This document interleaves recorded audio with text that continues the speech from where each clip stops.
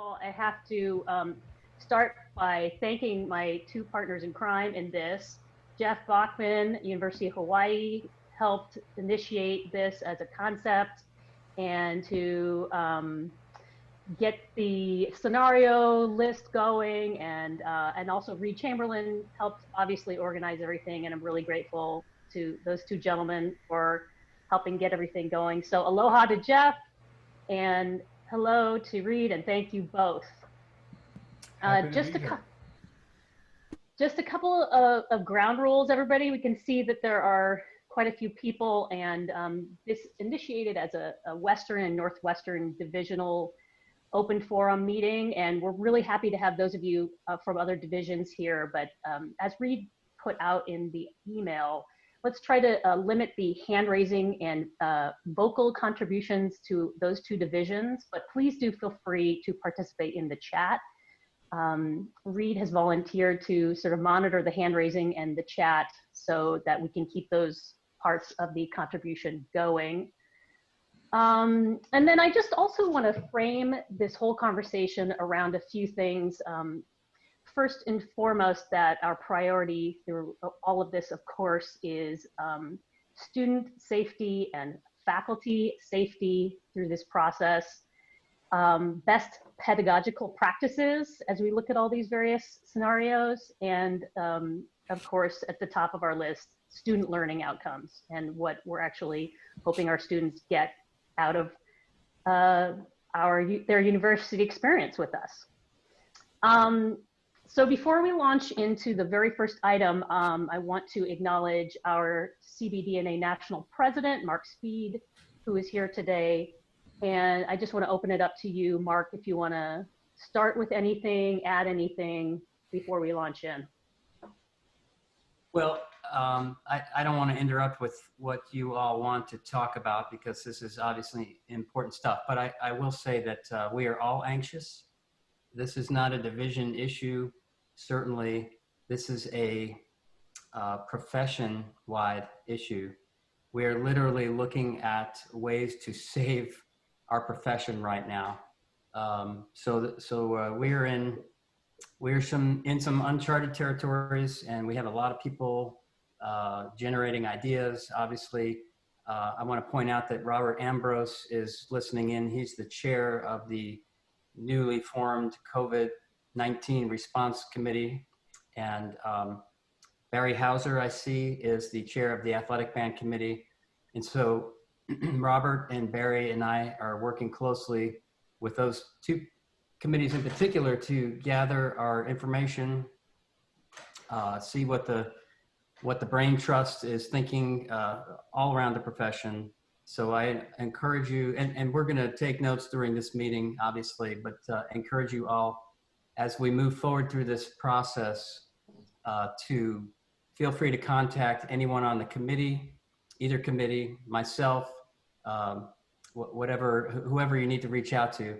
And we're going to try and coordinate, a national response to this. I will also say that some of you have seen an email I sent out on Saturday, just a few people in here. I sent out the COVID response committee on Friday. Saturday morning, Mallory Thompson emailed me. She's at Northwestern. And her concern was the science end of it, that we didn't know enough about the science. And it got me to thinking. So I put a quick email together, sent it out on Saturday night. I sent that out to the American Choral Directors Association, Chorus America, League of American Orchestras, College Orchestra Directors Association, National Collegiate Choral Organization, National Band Association, Midwest Clinic, National Association of Music Merchants, College Music Society, National Federation of State High School Associations, National Associations for Music, well, NAFME, we all know NAFME, and NASM, NASM. And the response was incredible. We've all been working on these issues in a silo, but we haven't really, nobody has sort of collected the thinking from all corners of the music teaching profession. But suffice it to say, this project has exploded. I've been working 14 hours a day on this, literally, and also trying to keep my own band program going, and as well as all the CBDNA committee stuff. But This has taken on a life of its own, sort of. I mean, we have some people in front of it, but we are looking at commissioning a scientific study to see what the effects are of wind instrument playing in a rehearsal room setting, how much microscopic droplets are suspended in the air, what can be done to mitigate that that's not ridiculously expensive, because we don't know, and we need to know. We have an idea based on some anecdotal evidence that rehearsal situations are dangerous if somebody's in the room that has the virus and is asymptomatic. You all saw that, I'm sure, the choir rehearsal from Washington State, the church choir, 60 people in the room. Within 2 weeks, 2 of them were dead, 3 in ICU, and 45 had the virus. And I haven't even seen an update. That was a month ago. So that's pretty clear evidence that being in the same room with people who are taking deep breaths and expelling a lot of air are going to be putting each other in dangerous if there's even just one person with the virus. So there are a lot of studies on aerosols. There's a lot of studies, on disinfecting instruments. But we need better information moving forward. How long does the virus survive in these situations? What can we do to kill it in these situations? How can we get our ensembles back in a rehearsal room sooner rather than later? So that's an issue beyond CBDNA, but I'm working that end of it. So a lot of stuff going on, and we're all trying to put the best minds on all of these issues right now. So I'll shut up, and if you have any questions, please do call on me, but I'm going to mute now and let you guys continue. Great, thank you so much for that, Mark. And obviously this is very fresh and new information, and this agenda that we created was prior to any conversation or obviously any knowledge yet about that that information. So we're going to proceed with what we have here to discuss, and in light of the fact that that information will possibly change everything, as is the case. New information comes out every day and things change, but here we are. So first on our list here is the idea of producing for your own institution an advocacy statement that involves discussing the importance of what we do in the group setting. And Jeff was kind enough to share this, the one that was created by his institution. And this will be included with the information that goes out to everybody after this meeting. Or was it already included? Reed, did we send this out? Okay, so this is obviously just one institution's example, and perhaps it will help spur some thoughts for your own institution, and you can tailor it. And Jeff said, feel free to steal and use in whatever way you would like. But the idea is to be able to speak to the higher ups about the collaborative nature of what we do and the importance of, within the information and that we know, and the safety of everybody involved, that we would like to be able to get back to being in the same room with our students as soon as possible.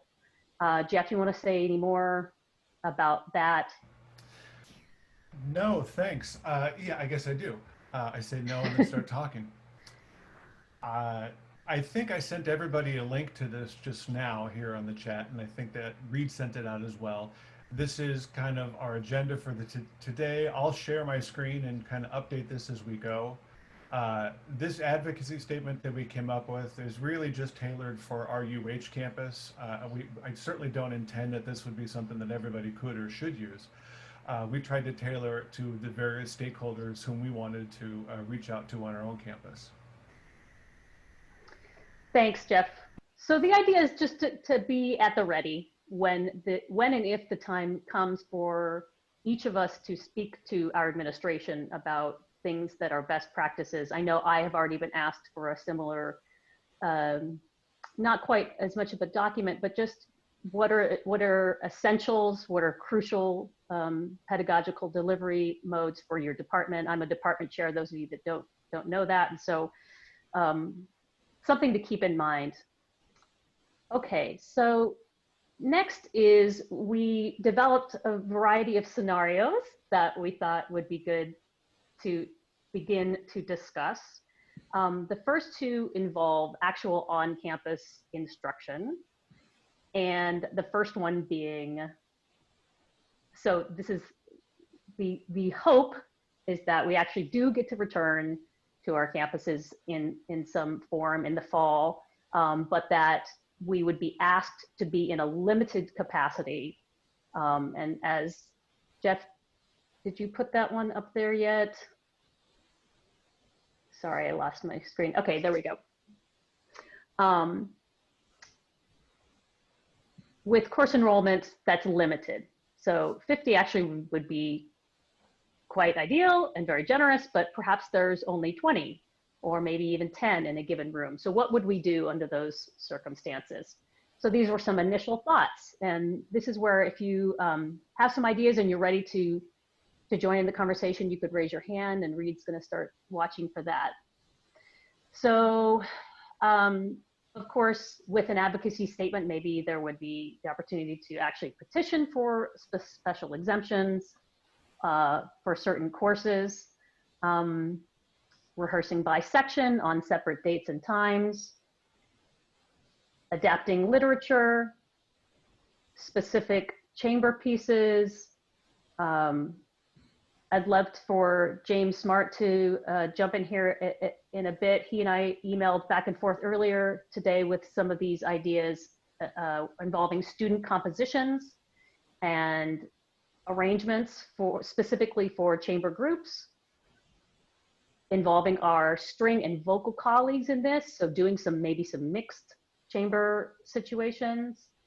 And then possibly the idea of reaching out to professional new music ensembles that are also smaller size and maybe allowing them to share some of their repertoire with us in these circumstances. So I open it up for some comments on these particular scenarios, brainstorming other ideas that people have.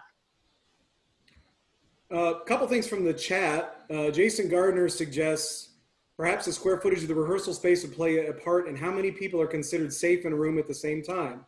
And this was actually a thought that I had as well, that if, those of us that are running more wind ensemble type instrumentation, if you're under 50, could it be possible to space things out in the square footage in such a way that there's a distance? Great. Actually, I think scenario 2 was going to speak directly to social distancing guidelines around this, so we can certainly just combine those two here.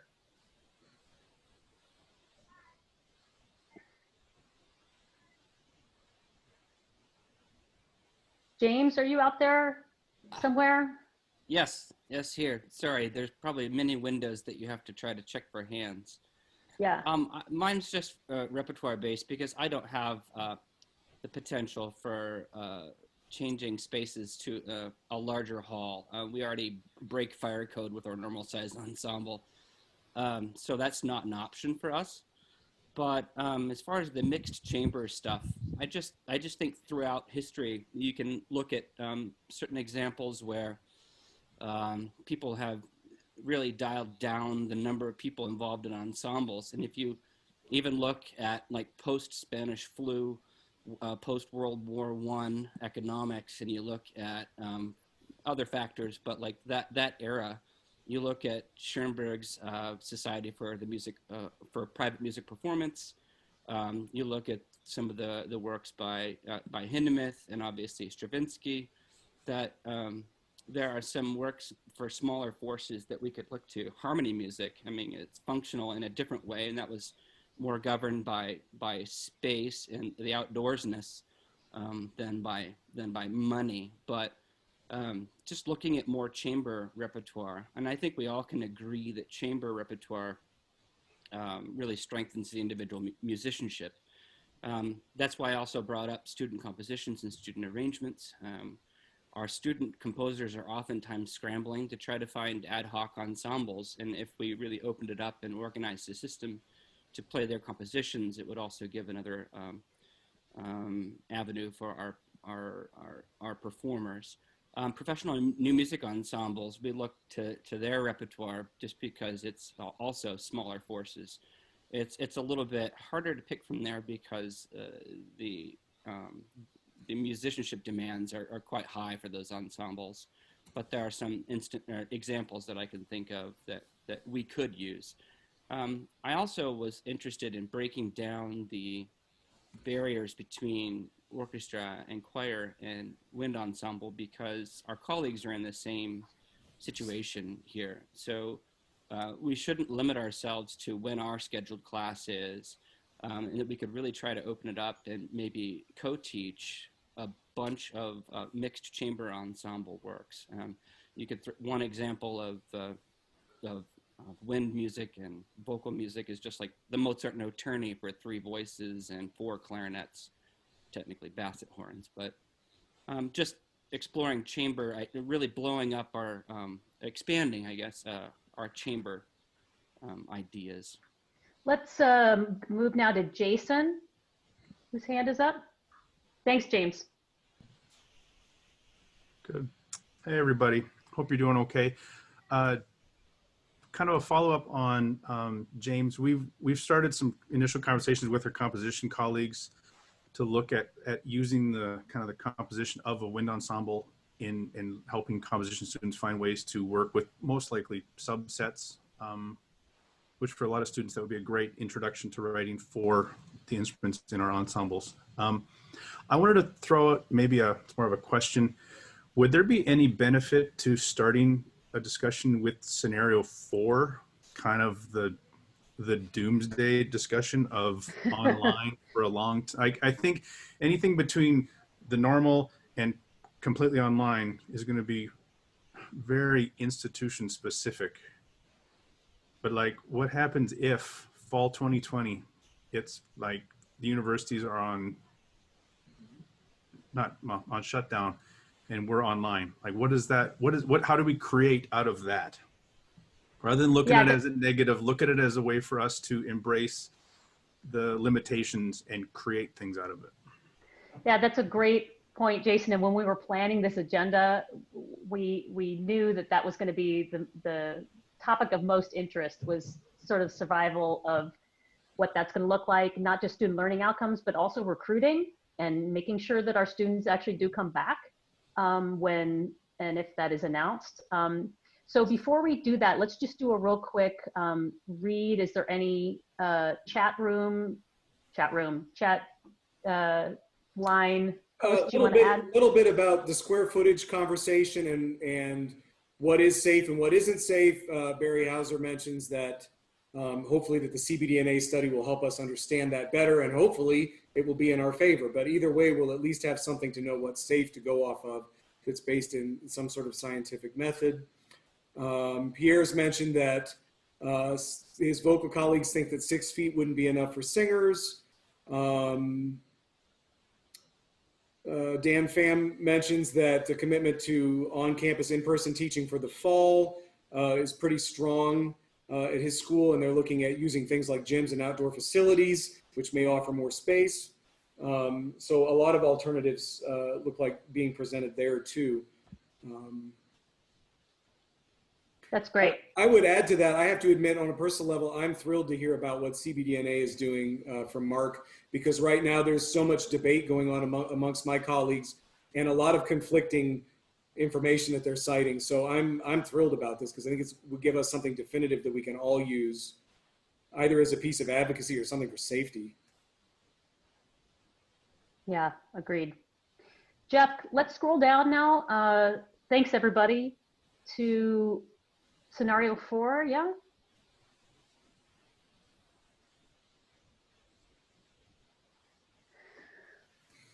Okay. So we've spoken about advocacy already, and obviously that's something that we're all going to work towards. But let's start getting into some of these other possible contingency plans. I know my choral colleague said to me earlier this week, or might have been end of last week, if I hear virtual choir one more time, I'm gonna lose it. This idea that somehow virtual ensembles are the same in terms of building ensemble skills, which we all know is not the case. And yet, you know, what is the value of that? And if we were to do more projects like that, how do we continue to be focused on student learning outcomes and what it is we're doing pedagogically? So I open it up for thoughts, comments, additions to this.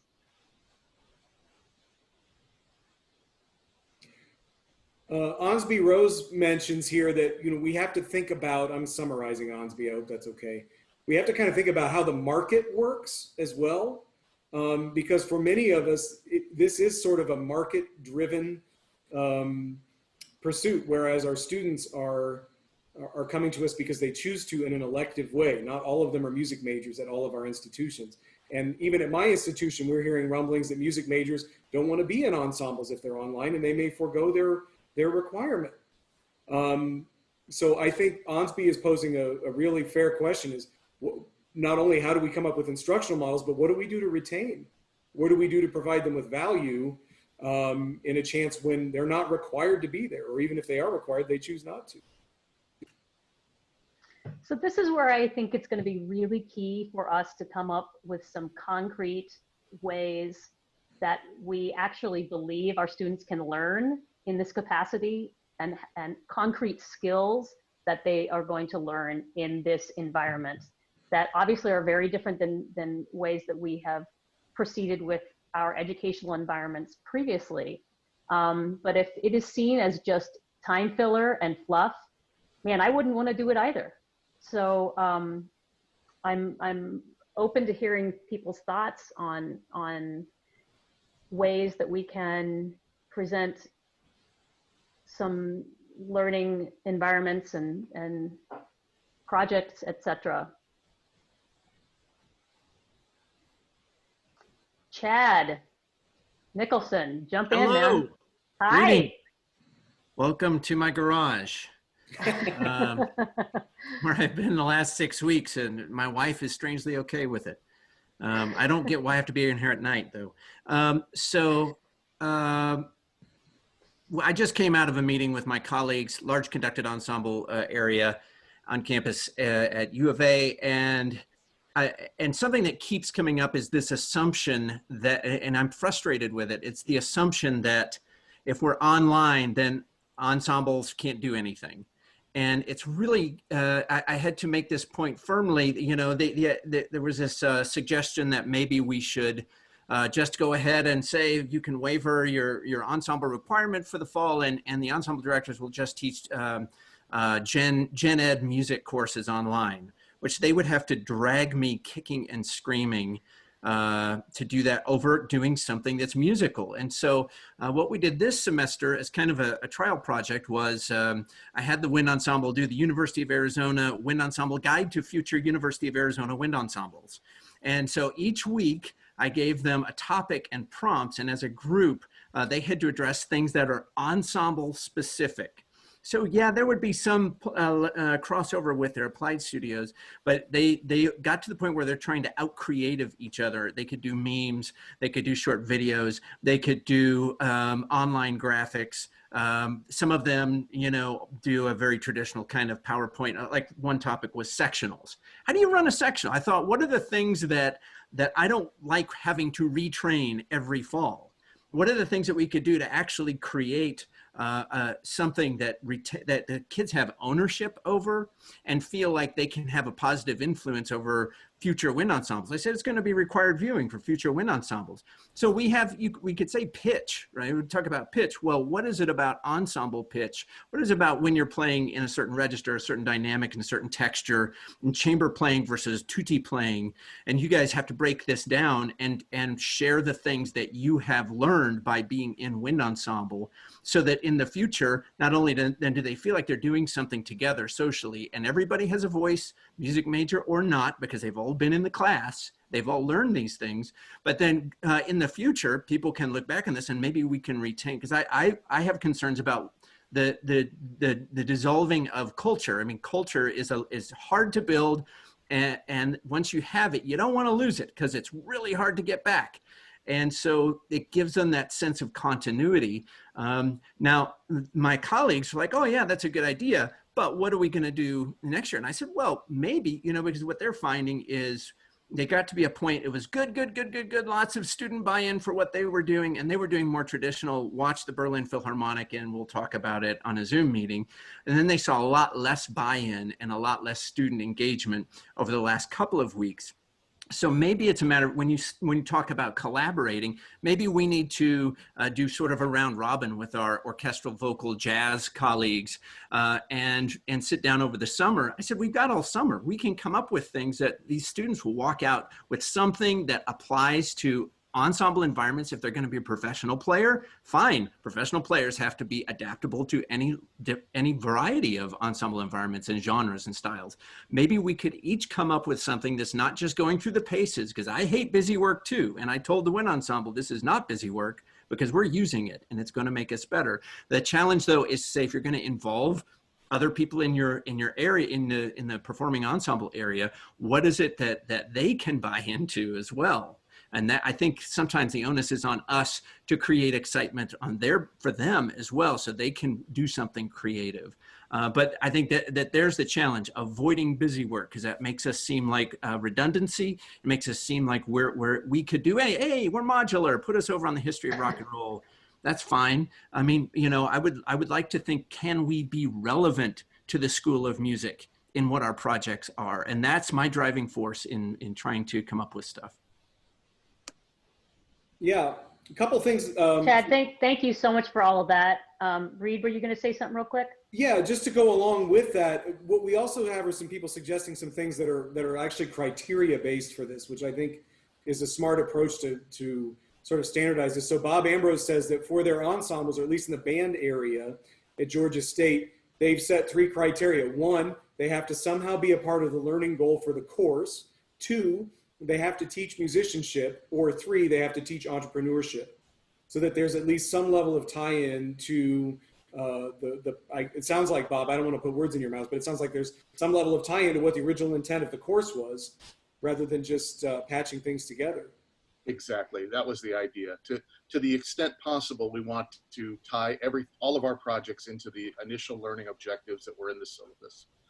But if they couldn't, if they could speak to entrepreneurship or basic musicianship in some way, we felt that we were giving them something that wasn't just busy work, that it was important and vital for them. Thank you so much for that, Bob. I saw several, great idea, Travis, in the chat. So Travis Cross, can you unmute and give us a little love? Oh, I don't want to talk. What did I say? The thing I suggested was if we're in the all online world and we're having to shoehorn performance in somehow through videos, through virtual whatever, at least let's do it with people that are at other schools. At least let's use it as an opportunity to have some collaboration and collegial experiences for our students. That was the first thing I said. And then I was just building on what Bob had said, Robert, sorry, where we're always trying to aim back at the objectives for the course. But what I ended up having to do was just acknowledge that some of the objectives we can't do. So I kept the traditional, and we were on quarters. So this happened the end of our winter quarter. So we had a registration period happen, new syllabus, everything. So when we made the new syllabus, we took the normal objectives, but then I also added some additional objectives. So then every activity, we have a buffet of like 5 activities the students have to do over the quarter. Every activity would point back to one of those objectives. So I just put that in the chat. Emily, can I ask, since some of this is coming up, we're talking about trying to fulfill some sort of performance objective. Maybe we could talk a little bit about that particular aspect. Those of us that have done virtual ensembles or have lived through the hell of it, pardon my opinion, what might some possible solutions be to continuing to incorporate the performance aspect of what we do into online instruction that maybe isn't a virtual ensemble, or maybe it is and there's a better way to do it that people haven't thought of? Yeah, that's great. Let's open that up.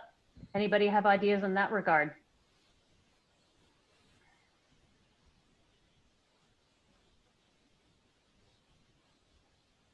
Yeah, Jason, go right ahead. What if we're in the middle, Justin Hubbard, I think he's on here. We're in the middle of doing a mashup, and it is hell. You can ask him. But what if we kind of reframe this and we talked to, there are several composers on here, but there are composers out there that engage with technology, and they could create something that embraces the latency and the grainy audio quality. Like there could be creative material that comes out of this, like rather than saying because these mashups are basically, we're square hole round pegging it, right? It's like we do this and now we're going to do it online.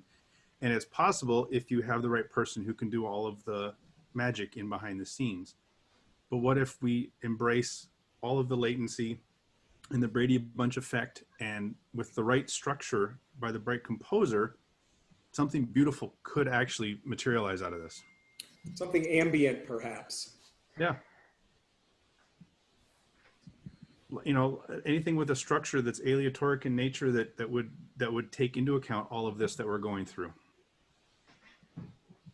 Great. Other ideas out there? Could I interject, Jason, while we have you here? A lot of your research involves distance recording and distance real-time performing over ultra high-speed internet. Have you come across anything to the people that don't have ultra high-speed internet at home, which is like all of us, that might be a close substitute, or anything that might work like that? No, Travis just put up the Lola. That's the low latency thing that I've been working on. It's based out of Italy, and I call it, it's a privileged network. You have to be at a major research place and have all the bells and whistles. Someone earlier in this chat discussed, I think they mentioned Jack Trip. Yes. That's an audio-based program that started out of Stanford by Chris Chafe. It's been dormant for a while, but it's something on my list this week to look at. So if someone mentioned that before, I'd like to hear more about that. Even if it was uncompressed audio that could travel, that would be at least something we could start to engage with. Anybody who posted that on the chat earlier want to chime in right now?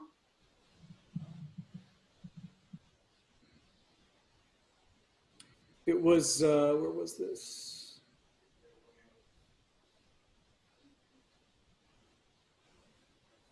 So Reed, while you're looking. Yeah, it was Bryant Smith. Yep, here I am. Sorry, I had to take it on. That's okay. I was playing with it earlier this week with a colleague of mine, and once you get past a few of the sort of basic code to get into it, it's pretty easy, and it has very, very quick speed. It was certainly keeping time far better than what was going on the Zoom between me and my colleague. Not a terribly hard thing to do, although I think it just takes somebody who knows how to get into it. I was grateful for my technology professor colleague who knew how to get me into it and walk me through the steps. But once that happened, it was very quick speed and very easy to connect with. Great, thank you. Staring at me right here is percussion, question mark. I know I speak frequently with my percussion professor who has no idea what he's going to do with his students if this continues in the fall. So I'm curious if any of you out there have had great ideas or want to share things that your percussion professors and colleagues have done. I can share this one. We sent instruments home with them. I mean, they literally loaded up marimbas and vibraphones, and we signed them out and they took them home.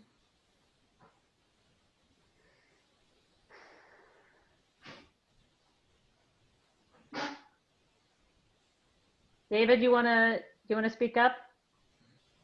Sure. Hi, everyone. Can you all hear me? I think so. Yes. So, to my understanding, this was something we were just addressing, is that SJSU's campus is not closed. It's not closed, so people can still be on campus technically, but it has to be monitored and taken care of. So they're in the process, evidently, the music office, of working out some kind of online form that students fill out for times to come and then rehearse. I don't think it's happening this semester. I think this is something they're working on. This semester, we were lucky enough to, our percussion instructor has his own like rehearsal space. So what the students were doing there was signing up for rehearsal times when no one else was there to be able to rehearse at that off-site location where we were working out everything. But it sounds like in the fall, what the plan is to sign up for times, and then it has to be monitored by some of the music officer or someone else working in the school, basically.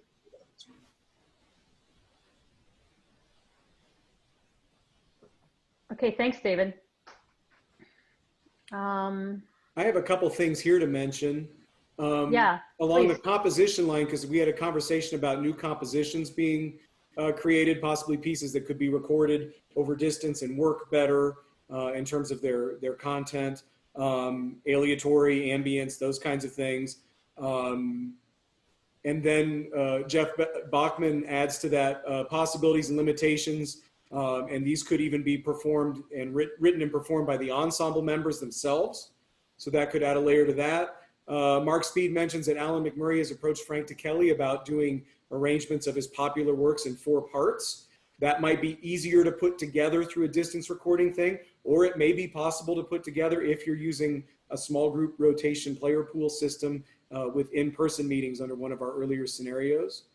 Bob Belzer is talking about finding ways to do something simple, even over Zoom. There was one other real, Trish Cornett mentions that the idea of the virtual ensemble is a recording skill. It's not necessarily performing. And yeah, I would agree. It's not responding. It's not all of the things we do when we're in the room with other people. But she makes the argument that the professionals are sort of doing this right now too. I mean, we've seen professional symphony orchestras doing this. The Marine Band recently did one. And so this could be aligned with things that professionals are doing.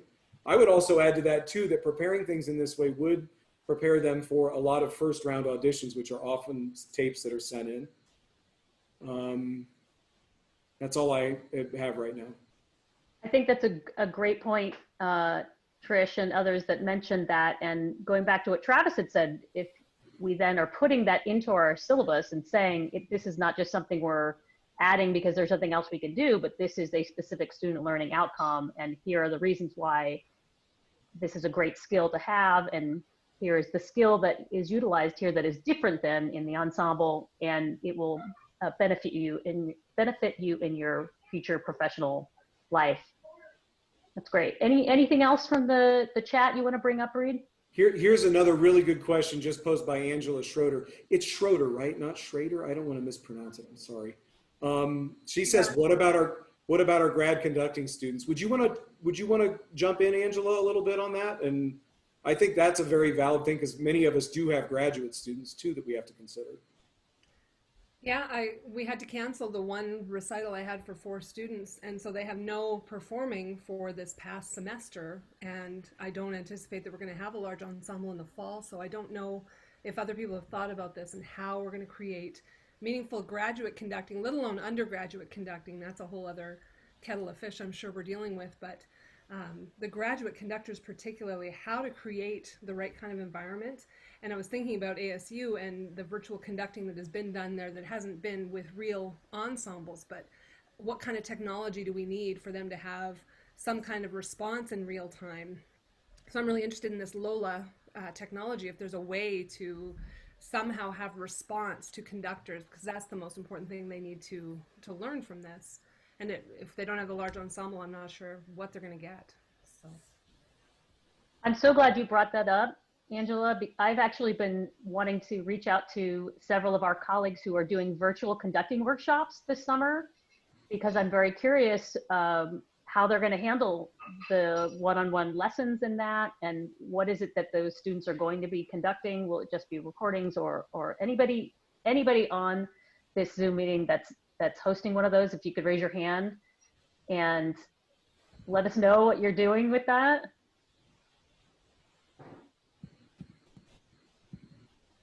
Okay, maybe nobody here is. I have a quick question. This is for Jason Kassler. And Angela, I appreciate you bringing that up. I know a lot of Gary's research was that virtual conducting lab at ASU. Is that still is the infrastructure still there for that, or has that been disbanded, or does it have a status? No. I'm sorry to be laughing. It's funny because I moved into his office this year, and I cleaned out some boxes, and I found a duffel bag full of sensors and gloves and things that were attributed to the sensors, to the machine, which was several years ago. Had run its. Are they pre-USB? Right. Like SCSI connections or something? They were just women's gloves with little pinpoints glued to the sides of them. Yeah, but Jessica's on this call. Jessica was a part of that. She's writing in the chat. She was a part of it. Jessica, would you join? Oh, there it is. She got. Yep. She made all those costumes. Yeah. I'm gonna go to Daniel Cook.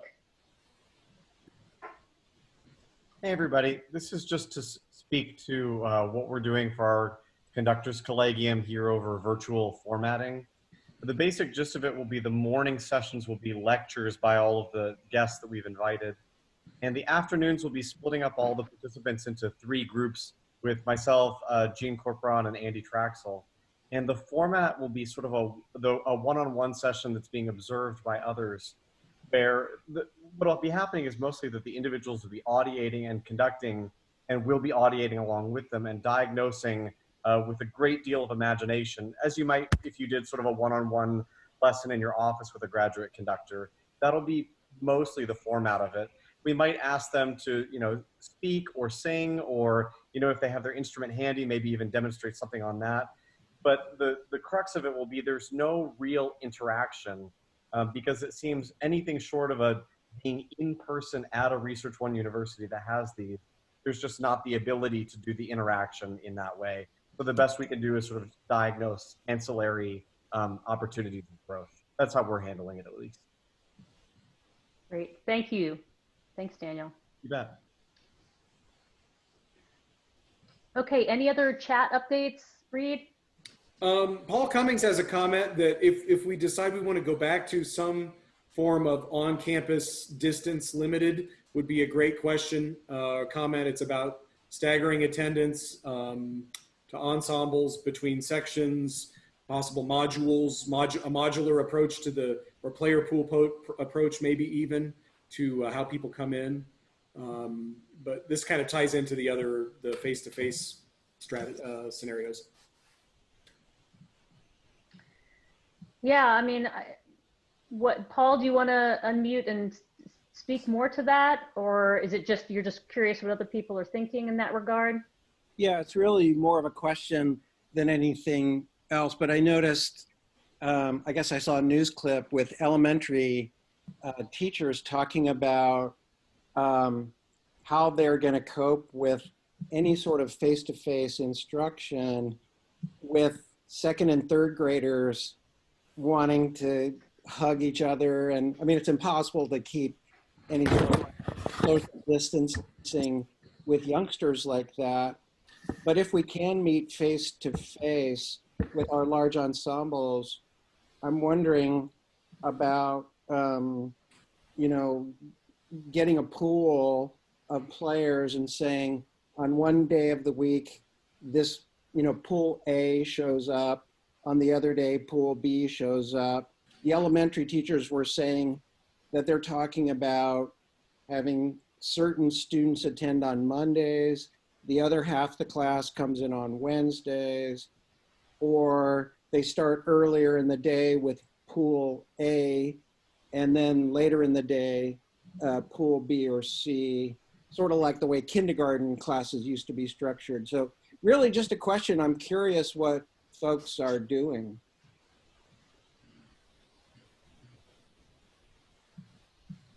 Good questions. Or planning to do. Anybody want to jump in on this one?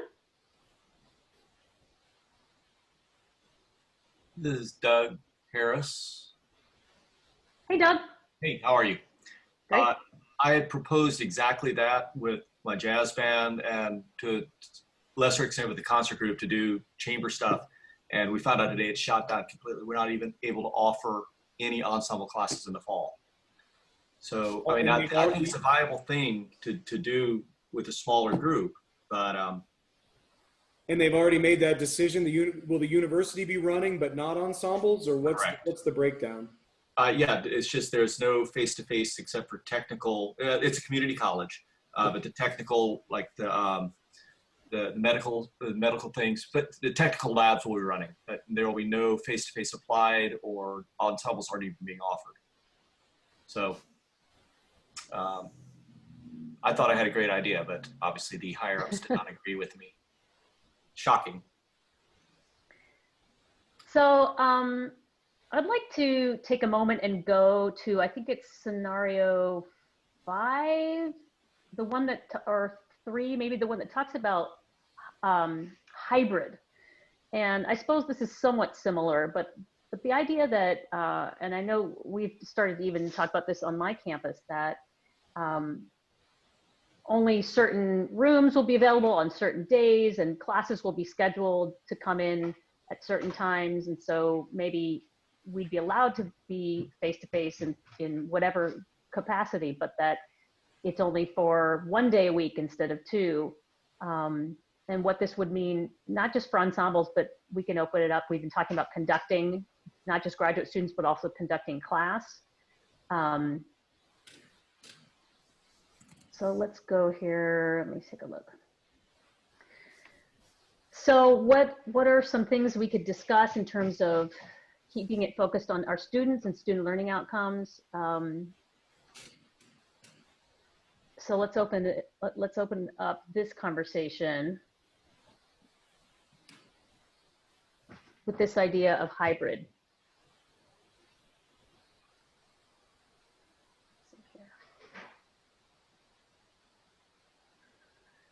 So I can tell you all that a few years back, I created a beginning conducting class that was hybrid, and we actually met 1 day a week in person and 1 day of the week was online, and I thought it actually worked pretty well. I mean, we ended up going back to meeting both days in person because it's just better to see them all in person and have more podium time that way. But there was a way that I got it to work. And I'm looking at doing that for sure. If that's a possibility, happy to share some of those ideas with you. But other ideas in this regard, hybrid? I have a question in this regard. Yeah. What if there's a scenario where school either starts online and transitions to in-person, or starts in person and everybody thinks everything is fine, and then all of a sudden we have to go back to massive limitations of groups in an unplanned way? What does that look like? Does anybody have any thoughts on that? Because these are the things that I'm really racking my brain over, is how do you deal with that when all of a sudden now you've split 2 modalities of instruction?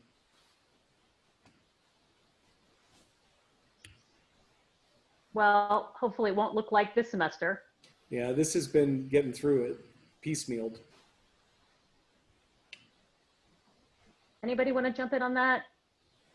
For us, my university is coming up with a decision within the week, I think, by Friday or maybe by Monday, that they're making the decision just so that we're not in this same scenario, that they want it to be thoughtfully presented, and they're already asking for those contingencies. So I've already forwarded this plan on to my chair and to my dean.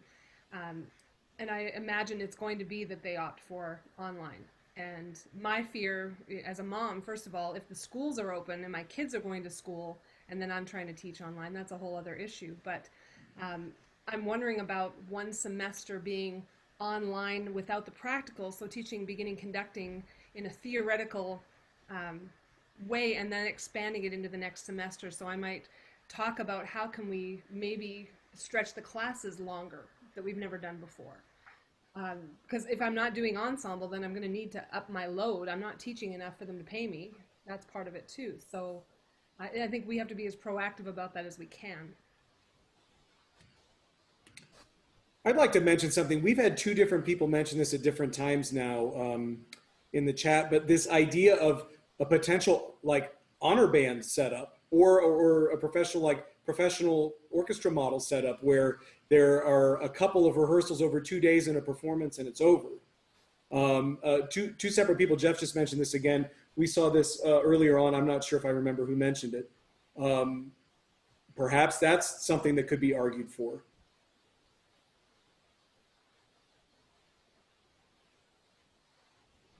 Yeah, I think that should definitely be on the table. I mean, that's really like an even more compressed project-based scenario, right? Instead of 2 weeks at Arizona State, USC, Minnesota, you know, it would just be 1 week. Yeah, but you know, there's already a basis for that in several of our really fine programs. Oh, absolutely. I mean, and really, if you are training music majors, that is a legit professional model. I wonder about the distancing with it, though. I mean, you're still going to have an ensemble sitting in either a room or on a stage, and I think none of us are really high-level scientists in that regard. But if it's an issue to have people close together, then that's still an issue, right? Even though it's only 2 days.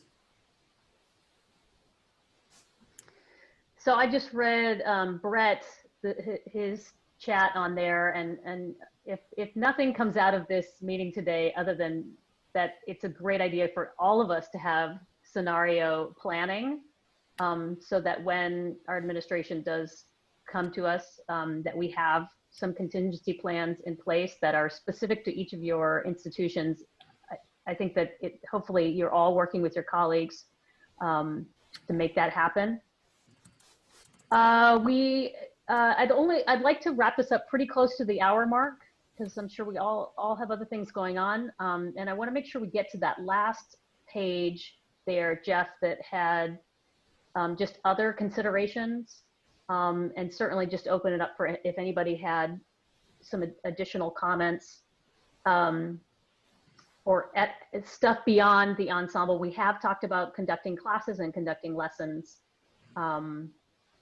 If there's any of this stuff that people would like to jump in on, any support you're giving your applied faculty, etc. You could just add to that list education students, lab band opportunities. That will be lacking too.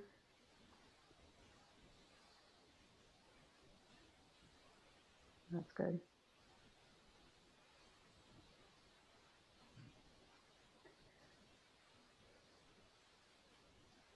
Does anybody have a particular software that their applied faculty are using that's been really successful for them? I know I have one faculty member, my flute professor, that uses Collabora, and she can't say enough about how great it is in terms of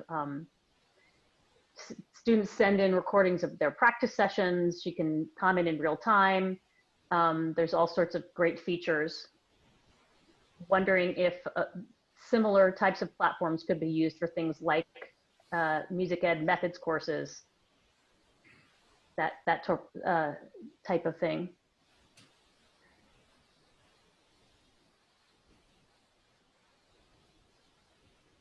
Okay, I don't see any hands. Go ahead, Reed, any comments? Well, what I was going to suggest is, since we're kind of outside of just the actual wind ensemble concert band scenario here, maybe we could ask Barry Hauser for a little bit about what he's hearing, because I know he's very active with athletic bands and sort of looking from a total program organization of athletic bands and concert bands, which many of us have programs like that. They often incorporate graduate students and graduate conducting students and so forth. Barry, do you have any kind of big picture thoughts now? I know you're talking to a lot of people. Yeah, you know, like Mark, have been in a number of these meetings and heard from a lot of our members throughout the country. And you know, we can speculate as much as we want, but you know, no one really has a true plan. And so meetings like this, I think, are so important to come up with a variety of scenarios. We have heard from many programs throughout the country that, they're planning on moving some of their athletic bands to the spring. So they think. But again, we get back to nothing is definitive. No one from the NCAA is saying anything. No one from college, the football playoffs. So from what I keep hearing from the many sources that we keep speaking to, that the July 1st is going to be kind of that timeline where decisions have to be made for football programs. And that's something that, is going to define a lot. Are we going to have football? Some of these other athletic programs that we think we're going to have, that's ultimately going to come down to our university presidents that are going to make a lot of those decisions, which ultimately comes back to, the state governors.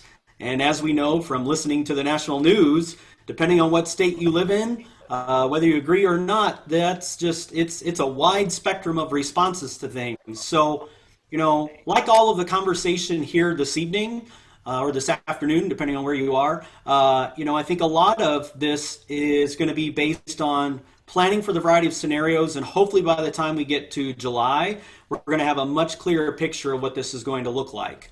We're going to be providing some guidelines to those involved with athletic band programs. I'm hoping to get that out sometime tomorrow, and we're going to continue to add to that. And it's going to be based on every scenario that we're talking about here, starting in the fall.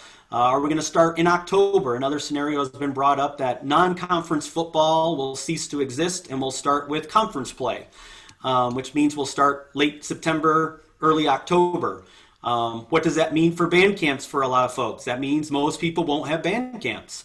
That means that you'll be starting up, and what does your fall season look like? And those are things people need to be thinking about, what works for them. I think in all of this, and I think we're all aware of this, but one of the things that we have been getting quite a bit, and Mark can attest to this as well, is what can CBDNA do for my institution or for my scenario? And again, as I put in the email, I believe it was yesterday, we can continue to provide guidance, but we cannot set any type of policy. And I know Mark has said that a number of times as well. And I think that's where we need to continue to have these meeting of the minds. That's what's so great about tonight. That's what's so great about, the things that we heard from Mark and what we're going to contribute as a national organ. I think one of the things that maybe has been touched upon slightly in the chat, but one of our main focuses, and this is, breaking down barriers of athletic bands, concert bands, who cares? We're all in this together. I think the concern that we have, that many of you have, are for our non-tenured friends. And how can we validate if marching band is canceled? And let's look at this from that perspective. They may be, the marching band director, but they may be teaching a number of music education courses and conducting courses, but they're looked upon as the marching band director. So, if marching band is canceled, what are our administrators going to look at in terms of trying to save money? And I think that's something that more and more, some of our guidelines that we hopefully put out there, or at least, some suggestions, will help with that. We need to continue to make sure that, we're showing support to those individuals, that just because you teach marching band, hopefully that's not the only thing that you're focusing on. And we don't want to see those folks, being furloughed or let go because of that. And I think that's something that's very important. And, we don't have to say marching band director. This could be any director or any faculty member that we have that their job may be in jeopardy because of the possible lack of attendance at some of our universities. Many of our students, though they're accepted, may find themselves in a situation, why am I going to go and pay all of this money if my university has said that we're going to go to, remote learning once again? They may stay home and go to a local community school, community college that may be more affordable. So, lots of things out there, lots of conversations, which I think is fantastic. But I think this is just going to be something, again, we're going to continue to speculate here for a while until we get some major decisions from our universities. The majority of universities sound like that's going to take place in July. And I think football is going to have a lot to do with that. And those football programs, athletics, they're looking for that TV contract money. It's not even tickets sold. They're looking for those things that are going to help support other facets of our university. So, Yeah. One quick Thank you. follow-up, Barry. Can I just ask, do you see this coming down as an NCAA-wide decision, or do you see it coming down as a conference-by-conference decision? That's a really great question. I think that's something that, originally we thought it was going to be maybe more NCAA. Here, this is my personal take, so this is not obviously policy by any means, but I think the NCAA can share whatever they want to, but if there's not buy-in from each university, it's not going to, NCAA isn't going to have much say in it. If we've got 6 schools from the, whatever conference and another 8 schools from another conference, and the remaining conferences choose not to participate, how we look at football or other athletic programs, or how our athletic band programs run, that's going to be drastically different, regardless of any scenario. Even if we're back to face-to-face, teaching and learning, what we do in these large settings is going to have maybe a different look than even what we're talking about with some of our other smaller courses or even smaller ensembles. Thank you so much for all of that. So I posted in the chat, everybody, the online conducting textbook I used. I thought it was great. And you certainly can use it fully online. I used it in the hybrid modality. And Jeff and I were just chatting that we wish we actually had more time to speak specifically to the recruiting and enrollment issues that I know that we're all going to be faced with, just in terms of sharing ideas about how to get students back to our campuses in the fall, considering all of this uncertainty. And I also would like to highlight what Jason Kasler said in the chat there, just about remaining positive, and that our students feel the uncertainty of all this deeply, and that if we can show them that we're capable of being innovative and creators of in all this, that well, Jason, you want to say more about that? This actually, Dave Vickerman posted the other day, this, like, I'm an optimist. I tend to be the cheerleader in the room a lot of times, and in the last couple of weeks, I have found myself not being that person. And so I think it's important for us to recognize that those of us in those positions, we have to be careful to take care of ourselves, but our students are going to need us. Every day I see students, and they're just so tired and done and frustrated. And the more we can do to help build that community that we all have in person as much as possible, that a lot of them aren't getting anywhere else, but it's because of what we do. I think it'll do something, I think, as we get through this. Great. Hey, Emily, I would say too, as Barry mentioned, we need to plan for these scenarios, but it is all speculation right now. And as the pictures become clearer, perhaps a follow-up like this would be a good way for us to talk about even more of these topics once we have a better sense of exactly what we're dealing with in our places. That's great. I was actually just thinking that maybe we set a time for mid-May or June 1, something like that, where we can come back and, of course, the entire world will be completely different at that point, but continue to share some ideas. Mark, any final thoughts from you before we sign off? I'm just gonna, Barry and I have been in some of these meetings together, so we've been parroting the same information sort of back and forth, but I totally agree. I think July 1 is our date.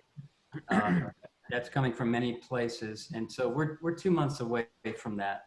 And think about what the world was like 2 months ago. So we've got a long way to go till we have some clarity on all of this. So yes, absolutely, we need to plan for our various scenarios, and we need to plan that if on July 1st we hear that we're going to all online learning in fall semester, we have our plan ready to go.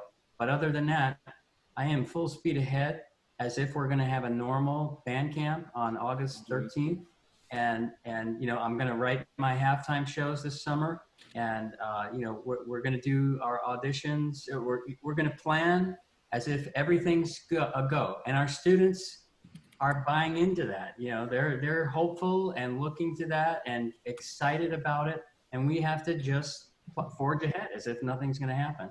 Now, if we hit July 1 and we find out football is canceled for the fall, then we get into the sort of doomsday scenarios. But I'm like Jason. I'm trying to remain optimistic. In the last few days, I've become a little more pessimistic. I got to be honest. Honestly, I'm very fearful that we're going to lose the 2021 national conference that Cindy Johnston Turner and I have been working hard on. And not necessarily because of the virus, but just because of the budget cuts that are coming. It is going to be horrendous. We've never seen anything like this, and it's going to be blood and guts. You know, unless we can open in the fall as usual. I mean, our universities have already hemorrhaged a lot of money, and even if we get back in the fall as usual, they've still lost millions. You know, I should qualify that. Each of our institutions have lost a significant percentage of their income. So they're in a bind. Our administrators are in a bind. So let's be positive. Let's plan for as usual, and then get our contingencies ready to go so that when that date comes that we hear that our universities have decided, then we can implement our plans. And I honestly, I think anyone who's making a decision for late August right now is absolutely delusional. That's simply bad leadership. I mean, that's horrendous. Any college administrator who's making a decision today, that's just ludicrous. I mean, that's my opinion, but we have to wait this thing out. We've got 8 weeks to go-ish till July 1. And, you know, who knows? A miracle cure could happen. A vaccine is developed in time. You know, the virus dies out of its own. Who knows what's going to happen? And there's a lot of great minds on this stuff right now. So we have to remain hopeful. Okay. Be positive, guys. We're going to make it. We have to. We have no choice. Thanks Thank for all you. that, Mark. I appreciate it. I saw some comments about if we're going to make this transcript available, we're going to do our very best to get as much information out from this meeting as possible. Reed and Jeff, let's stay on at the end when everybody goes off, and we'll discuss how we're going to make sure that happens. Did you want to add something, or was that it? No, just that I will download the chat file for all this and send it out. I'll ask Reed to send it out, but you can all do that yourself actually just by clicking on file, or if you're recording it. This has been recorded too. We are. So we can always post this to YouTube, and we can share that link as well. All right. Any final comments, questions? Just checking, make sure nobody had their hand up. Okay. Great. Thank you so much, everybody, for your contributions. And hopefully we'll be back together maybe June 1 or later around then, and we'll discuss further. Be well out there, huh? And stay positive. Yeah, I think that's it. Let's sign off. Thanks again to Reed and Jeff for helping. Thank you, Emily, for facilitating. We appreciate it. You're welcome. Thanks, Emily. Aloha. Thanks, everybody. Bye, guys. Take care.